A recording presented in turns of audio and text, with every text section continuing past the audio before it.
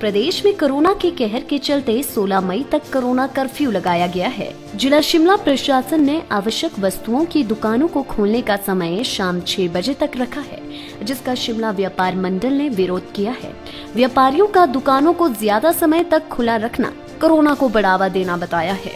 आवश्यक वस्तुओं की दुकानें खोलने का समय 10 से 1 बजे तक निश्चित किया जाना चाहिए, ताकि लोग पूरा दिन बाजार में न घूम सके। शिमला व्यापार मंडल के अध्यक्ष इंद्रजीत सिंह ने बताया कि व्यापारियों में दुकानों को खोलने को लेकर असमंजस की स्थिति बनी हुई थी, जिसको लेकर वे वहां उपायुक्त से भी मिले हैं।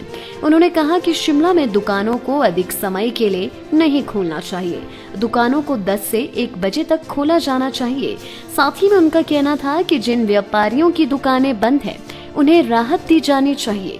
दुकानदारों के कूड़े, बिजली के बिल माफ किए जाने चाहिए। पिछले लॉकडाउन में भी उन्हें कोई राहत नहीं मिली थी।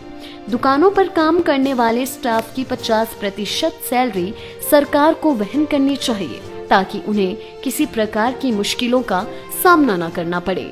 वहीं शिमला के कपड़ा व्यापारी सतीश का कहना है कि बीड़ी, सिगरेट, पान आवश्यक वस्तुओं में नहीं आता है। शिमला के आसपास कई ऐसी अन्य दुकानें भी खुली है जिन्हें प्रशासन को बंद करना चाहिए। उन्होंने कहा कि जो समय अभी दुकानों को खोलने का है ये अधिक है, इससे कर्फ्यू का औचित्य खत्म हो जाता है। वहीं अन्य व्यापारियों ने भी समय को कम करने की मांग की है।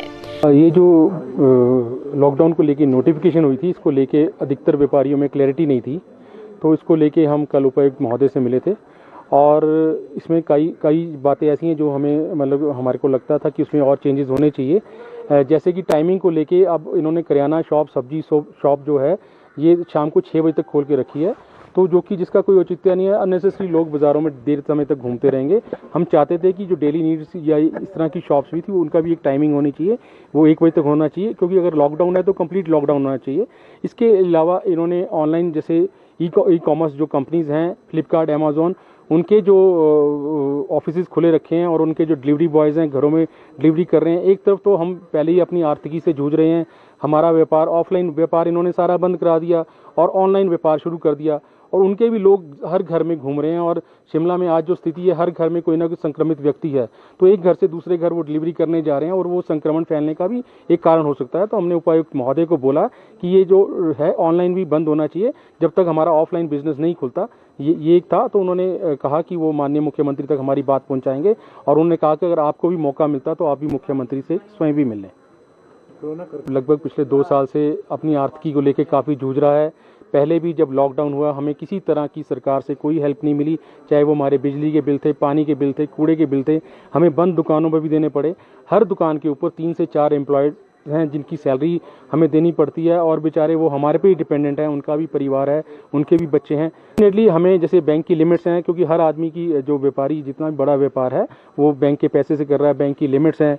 जो ऐसे मैंने पहले बताया कि हमारे एम्प्लॉयज़ हैं उनकी लगभग 50% सैलरी ही हमें सरकार की तरफ से मिल जाए, और जो हमारे और जैसे कूड़ा बिल है, बिजली बिल है, इस तरह से रिलैक्सेशन मिल जाए। तो अगर सरकार मदद करना चाहे किसी न किसी तरीके से डेफिनेटली कर सकती है, क्योंकि व्यापारी वर्ग ने हमेशा रेवेन्यू एकत्र करके सरकार चलाने में हमेशा सहयोग किया है, और यही एक वर्ग है जो चाहे कोई भी गवर्नमेंट है उन्होंने व्यापारियों को अनदेखा किया।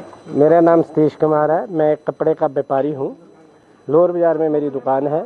नहीं, इससे हम संतुष्ट नहीं हैं जी, व्यापारी वर्ग बिल्कुल संतुष्ट नहीं है। अब मैं बालूगंज से आया हूँ जी, अभी घूमता हुआ मैंने बालूगंज से देखा सारे पानवाड़ी जितने भी है सब खुले, पूरी दुकानें खुली हैं। केवल सरकार ने दूध और ब्रेड की ही छूट दी है, ना कि बाकी सामान की, ये आपके चिप्स बेचने की, बिस्कुट बेचने की। ये एसेंशियल सर्विस में नहीं है। सिगरेट, बीड़ी एसेंशियल सर्विस में नहीं है।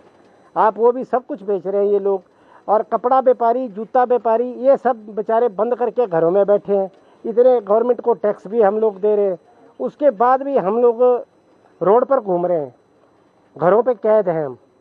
जो ये टाइमिंग है ये 10 से 1 बजे तक की मैक्सिमम होनी चाहिए, ताकि 6 बजे तक का टाइम करने का मतलब ही नहीं है। दफ्तर आपने बंद किए हैं, कौन लोग बाजार में आएगा बताओ। आप तो खुद बढ़ावा दे रहे हैं बाजार में लोगों को आने का कि 6 बजे तक आप बाजार में आइए। 6 बजे तक खुला है। बाकी ये कोरोना अगर ख़त्म करना है तो मिनिमम टाइम करना चाहिए। सिर्फ दूध का, ब्रेड का मिनिमम टाइम हो, करियाने का भी मिनिमम टाइम हो। हर लोगों के घर में होता है राशन 1 हफ्ते का, ऐसी कोई कमी नहीं है किसी के पास।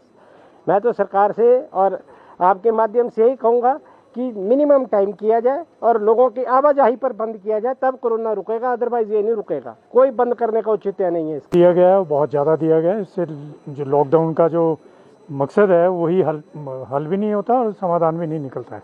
लॉकडाउन का मतलब है कि स्प्रेड को रोकना है, चेन को तोड़ना है। अगर इतना समय आप लोगों को घूमने फिरने के लिए देंगे तो चेन कैसे टूट सकती है। और वैसे भी अगर आप देखें तो व्यापार की दृष्टि से भी 6 बजे तक दुकानों को खुला रखने का कोई औचित्य नहीं है। ले शिमला से सोनी की रिपोर्ट।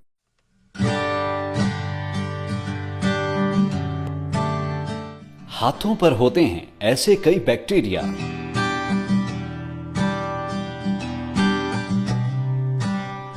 हल्के गर्म पानी की धार में दोनों हथेलियों को रगड़े। थोड़ा सा लिक्विड साबुन लेकर हथेलियों को मले। हथेलियों के पीछे और उंगलियों को अच्छे से मले।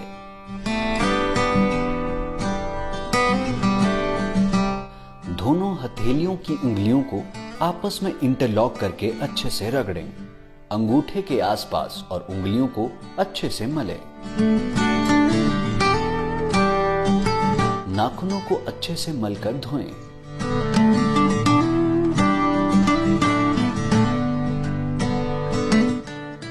अपने हाथों को अब पानी की धार से अच्छी तरह धोएं।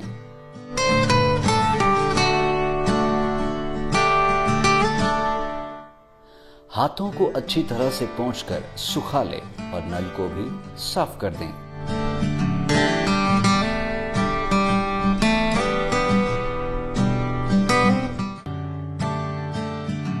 कोरोना की लड़ाई में साथ खड़े हैं हम। लाइव टाइम्स टीवी द्वारा जनहित में जारी।